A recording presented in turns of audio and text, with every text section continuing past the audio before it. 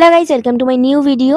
তো দুপুরবেলা বর বাজার থেকে একটা ডাব কিনে নিয়ে এসেছে, সেই কারণে এখন বসে পড়েছি ডাব খাওয়ার জন্য। তো বর এদিকে মালাইটা বের করছিল আর আমি ওকে বলছিলাম যে পুরোটা একবারে বের করা হবে তারপরেই খাবো।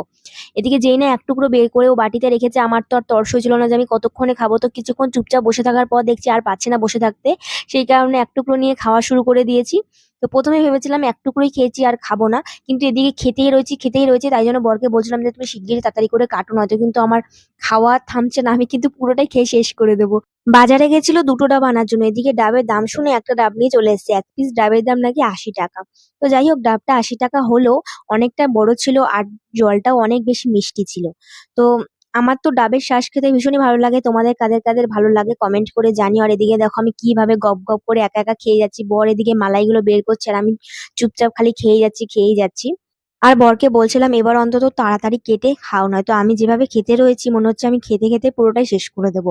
এদিকে বলছি কিন্তু খাওয়াটাও বন্ধ করছিলাম না, চুপচাপ খালি খেয়েই যাচ্ছি। অনেকটা খেয়ে নেওয়ার পর তারপর বরের জন্য দুটুকরো রেখে দিয়েছি, কিন্তু বর সেটার থেকেও আমাকে আর কি দিচ্ছিল খাবার জন্য। তো প্রথমে আমি নানা করছিলাম যে খাবো না, তুমিই খাও, আমি যেহেতু অনেকটা খেয়ে নিয়েছি।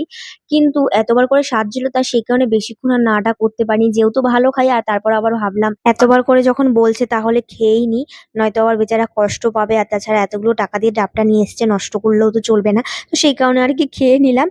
আর বেচারা অল্প একটু ভাগে পেয়ে সেটার থেকে আমাকে খাইয়ে দিল, কি আর করা যাবে।